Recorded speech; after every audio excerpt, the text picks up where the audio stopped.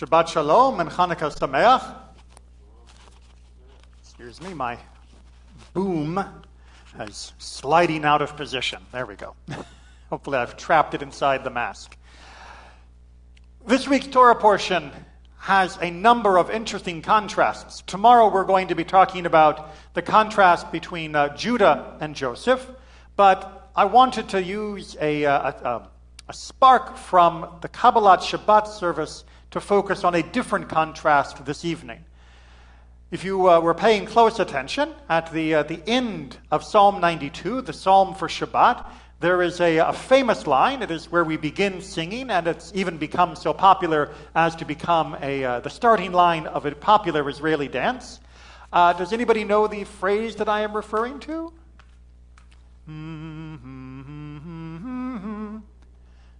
Sadik katamar, Sadik katamar, right? Or in the melody of the dance, Sadik katamar, yifrach, yifrach. Okay, hopefully I'm jingling a few bits of memory. If not, you can go check out the melodies on YouTube. But Sadik katamar, yifrach, in context, the phrase is clearly trying to say, those that are righteous will, like a palm tree, flourish. Right? The righteous will flourish like a palm tree being a long-lived and ever-fruitful type of plant, one that was cherished and much looked up to as a respected metaphor. But we can read those words a little differently. Sadik katamar. Tamar, of course, being a woman's name. Tamar being found in this week's Torah portion as the daughter-in-law of Judah. Let me give you a little background on the story just in case you are behind in your Torah reading for the week. Tamar married Judah's oldest son, Er. But Er was not such a great guy, and he died. And he died leaving no heirs, if you will. Meaning that she was now bound to marry her brother-in-law, Er's brother, and the first child that they would have, if they had any, would be considered the descendant of Er, the deceased. Thus, his lineage would be allowed to continue. However, when her brother-in-law began to perform the Levirate marriage, he refused to participate fully, you can look for details in the book, on the consummation of their intimacy. And this meant that she, of course, could not get pregnant. And that meant that she could not have a child, and that therefore there would be no heir for her deceased husband. And because of that, he also dies. Judah, being a cautious father, looks at his third son and says, how about if we wait until he gets a bit older before you marry him? Because I've already lost 2 sons to you. Tamar realizes long after the age when his third son should have been given to her as marriage in order to continue the line of the first husband, that it's not happening, decides to take matters into her own hands. She goes in secret and presents herself as though she were a prostitute. And she waits by the side of the road until Judah is coming along, having just recovered from the loss of his own wife who had passed away. And Judah engages her services, if you will.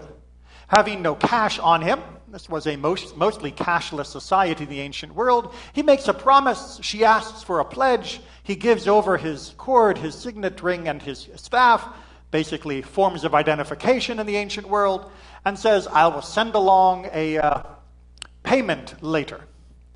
She gets pregnant from their time together.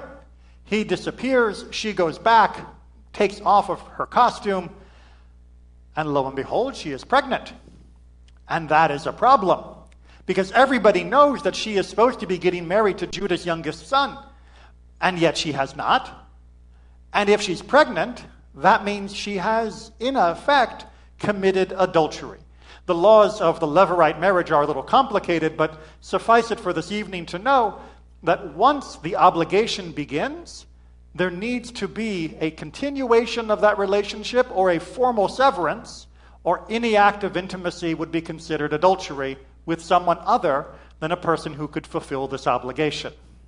So the entire community, recognizing in her pregnancy that something must have happened, accuse her of being an adulteress, and decide to sentence her to death.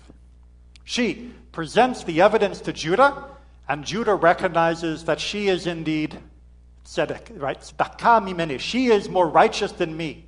She is just in this case. She is exonerated, and they have a child, of course, twins, in fact, which go on to become the foundational line of the tribe of Judah. Everybody got that story so far? There are many more details. It is an amazing story. Please go back and read the rest of it. But what is the contrast to the story?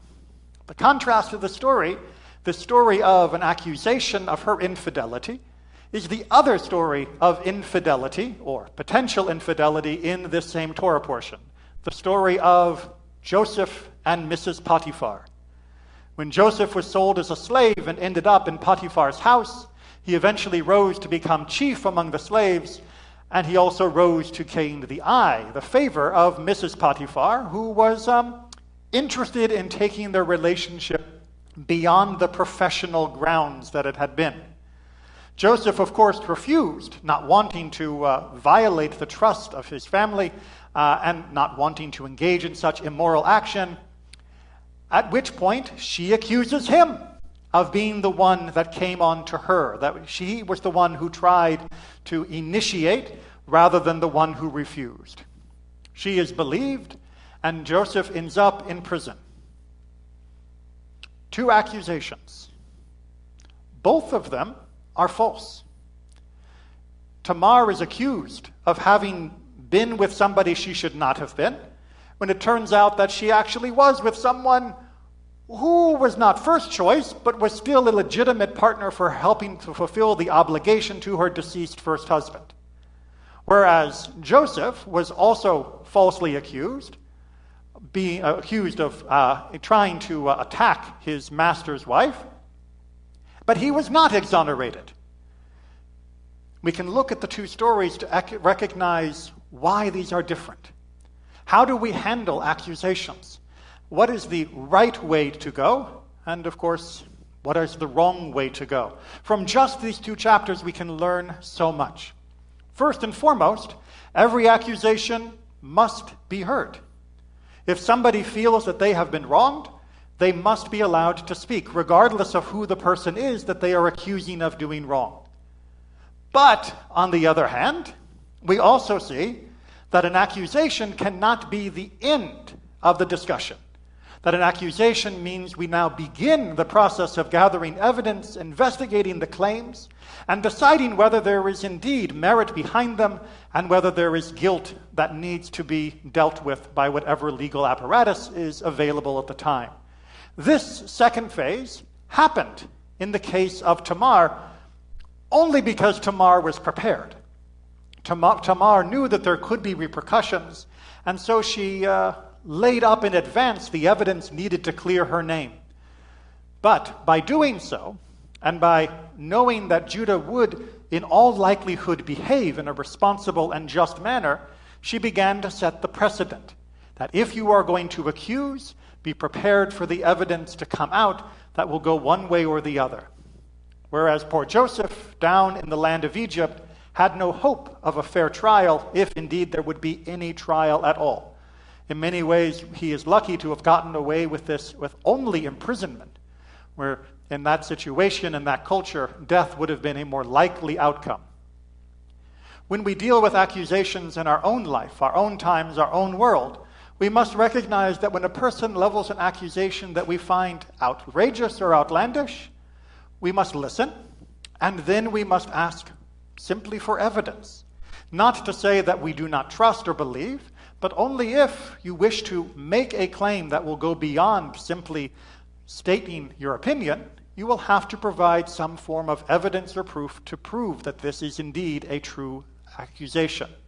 And on the other hand, when such evidence is provided, even if it be against somebody that we would not believe to have done such a thing, even if it be in something that is counter to our own intuition or desires, we must accept evidence as evidence. In our own country, we sometimes wrestle, certainly over the last few decades, with how to handle different claims of he said and she said, or they said and they said. People leveling accusations and counter-accusations back and forth. It is very hard to do in practice, but very simple to do in theory. All should be allowed to raise objections and accusations as they feel they must, and every accusation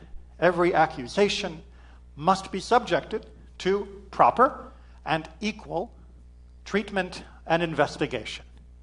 If we are willing to allow ourselves to pursue justice as the Torah commands, we must be open to hear the accusation, and the accusation must be able to withstand scrutiny.